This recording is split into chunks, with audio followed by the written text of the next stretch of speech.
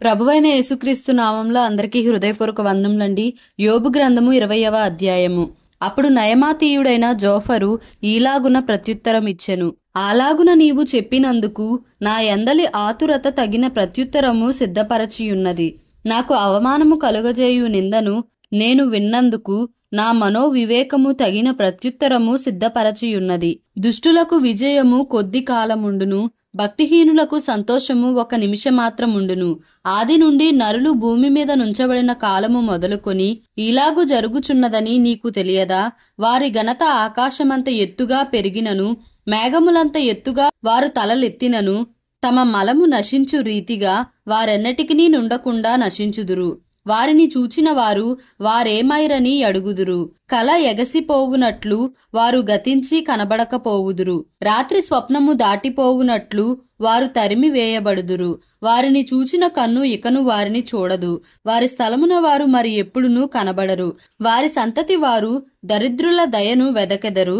వారి చేతులు వారి ఆస్తిని తిరిగి అప్పగించును. వారి ఎముకలలో యవన బలము నిండియుండును గాని అదియు వారితో కూడా మంటిలో పండుకొనును. చెడుతనము వారి నోటికి తీయగా నుండెను. వారు నాలుక క్రింద దాని దాచిపెట్టిరి.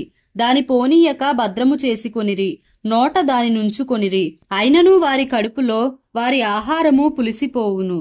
అది వారి లోపట నాగుపాముల విషమగును.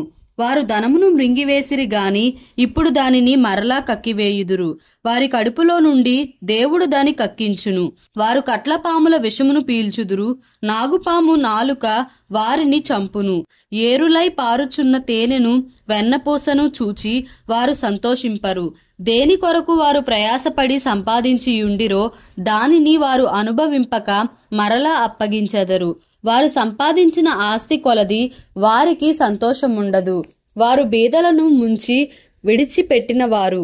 వారు బలాత్కారము చేత ఒక ఇంటిని ఆక్రమించుకొనినను దానిని కట్టి పూర్తి చేయరు. వారు ఎడతెగక ఆశించిన వారు తమ ఇష్ట వస్తువులలో ఒక దాని చేతనైనను తమ్మును తాము రక్షించుకొనజాలరు. వారు మృంగివేయనిది ఒకటియూ లేదు గనుక వారి క్షేమస్థితి నిలువదు. వారికి సంపాద్యము పూర్ణముగా కలిగిన సమయమున వారు ఇబ్బంది పడుదురు. దురవస్థలో నుండు వారందరి చెయ్యి వారి మీదికి వచ్చును. వారు కడుపు నింపుకొననయ్యుండగా దేవుడు వారి మీద తన కోపాగ్ని కురిపించును. వారు తినుచుండగా దాని కురిపించును. ఇనుప ఆయుధము తప్పించుకొనుటకై వారు పారిపోగా ఇత్తడి విల్లు వారి దేహముల గుండా బాణములను పోవిడుచును. అది దేహమును చీల్చి వారి శరీరములో నుండి వచ్చును. అది బయట తీయగా వారి శరీరములో నుండి పైత్యపు తిత్తి వచ్చును. మరణ భయము వారి మీదికి వచ్చును. వారి ధననిధులు అంధకార పూర్ణములగును. ఊదనక్కరలేని అగ్ని వారిని మృంగివేయును. వారి గుడారములో మిగిలిన దానిని అది కాల్చివేయును. ఆకాశము వారి దోషమును బయలుపరచును. భూమి వారి మీదికి లేచును. వారి ఇంటికి వచ్చిన ఆర్జన కనబడకపోవును. దేవుని కోపదినమున వారి ఆస్తి నాశనమగును. ఇది దేవుని వలన దుష్టులైన నరులకు ప్రాప్తించు భాగము. దేవుని వలన వారికి నియమింపబడిన స్వాస్థ్యము ఇదే. యోబు గ్రంథము 21వ అధ్యాయము. అప్పుడు యోబు ఇలాగున ప్రత్యుత్తరమిచ్చెను. నా మాట మీరు జాగ్రత్తగా వినుడి. నా మాట మీ ఆదరణ మాటకు ప్రతిగా నుండుగాక. నాకు సెలవిచ్చిన ఎడల నేను మాటలాడెదను. నేను మాటలాడిన తరువాత మీరు అపహాస్యము చేయవచ్చును. నేను మనుష్యుని గురించి మొర్రపెట్టుకొన్నానా? లేదు గనుక నేను ఎలా ఆతురపడకూడదు?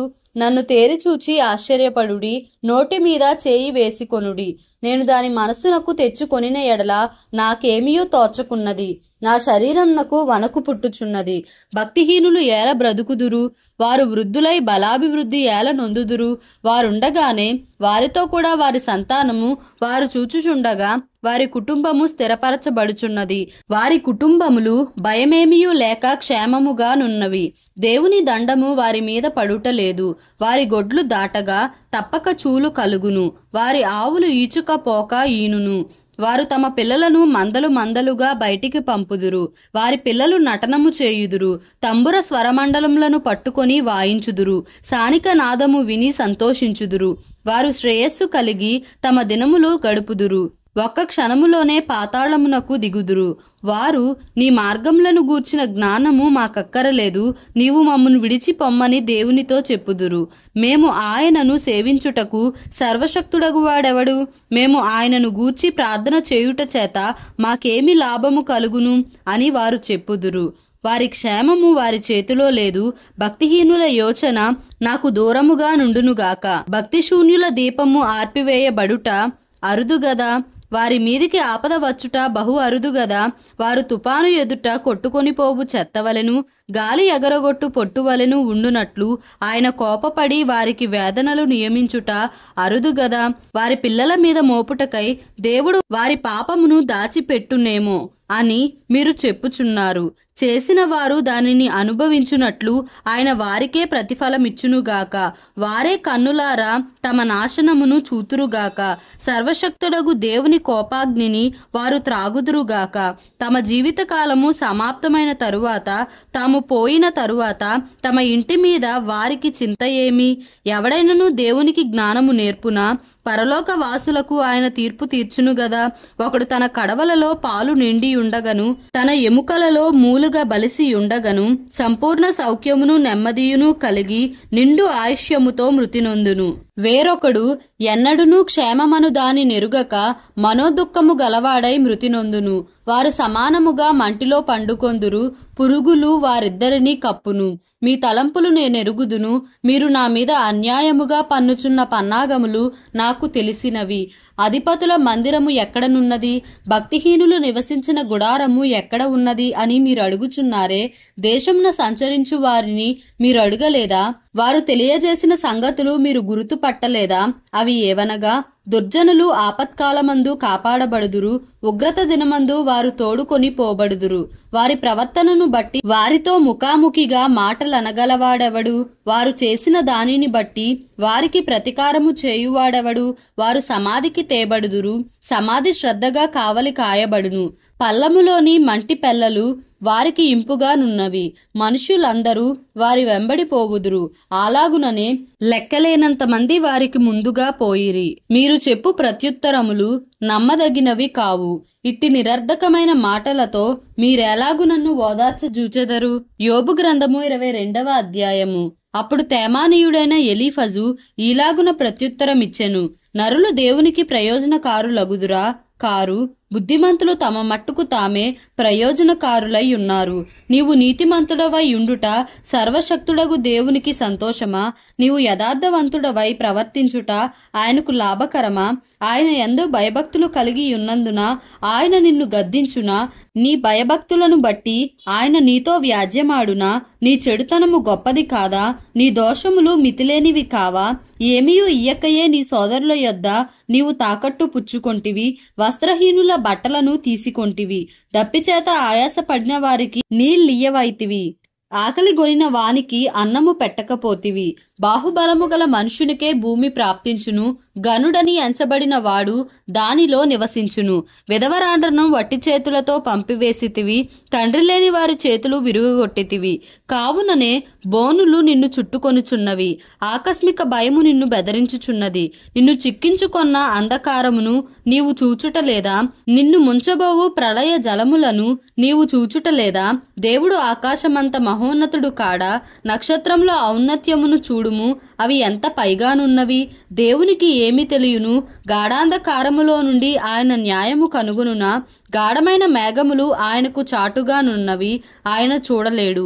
ఆకాశములో ఆయన తిరుగుచున్నాడు అని నీవనుకొనుచున్నావు.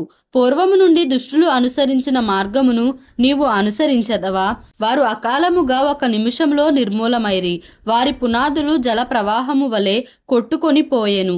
ఆయన మంచి పదార్థములతో వారి ఇండ్లను నింపినను మా యొద్ద నుండి తొలగి పొమ్మనియు, సర్వశక్తుడగు దేవుడు మాకు ఏమి చేయుననియు వారు దేవునితో అందురు. భక్తిహీనుల ఆలోచన నాకు దూరమై ఉండునుగాక. మన విరోధులు నిశ్చయముగా నిర్మూలమైరనియు, వారి సంపదను అగ్ని కాల్చివేసెననియు పలుకుచు, నీతిమంతులు దాని చూచి సంతోషించుదురు, నిర్దోషులు వారిని హేళన చేయుదురు. ఆయనతో సహవాసము చేసిన ఎడల నీకు సమాధానము కలుగును, అలాగున నీకు మేలు కలుగును. ఆయన నోటి ఉపదేశమును అవలంబించుము, ఆయన మాటలను నీ హృదయములో ఉంచుకొనుము. సర్వశక్తుని వైపు నీవు తిరిగిన ఎడల, నీ గుడారములలో నుండి దుర్మార్గమును దూరముగా తొలగించిన ఎడల నీవు అభివృద్ధి పొందెదవు. మంటిలో నీ బంగారమును, ఏటి రాళ్లలో ఓఫీరు సువర్ణమును పారవేయుము. అప్పుడు సర్వశక్తుడు నీకు అపరంజిగాను ప్రశస్తమైన వెండిగాను ఉండును. అప్పుడు సర్వశక్తుని యందు నీవు ఆనందించెదవు, దేవుని తట్టు నీ ముఖము ఎత్తెదవు. నీవు ఆయనకు ప్రార్థన చేయగా ఆయన నీ మనవిని ఆలకించును. నీ మ్రొక్కుబళ్ళు నీవు చెల్లించెదవు, మరియు నీవు దేనినైనా యోచన చేయగా అది నీకు స్థిరపరచబడును. నీ మార్గముల మీద వెలుగు ప్రకాశించును. నీవు పడద్రోయబడినప్పుడు మీదు చూచెదనందువు.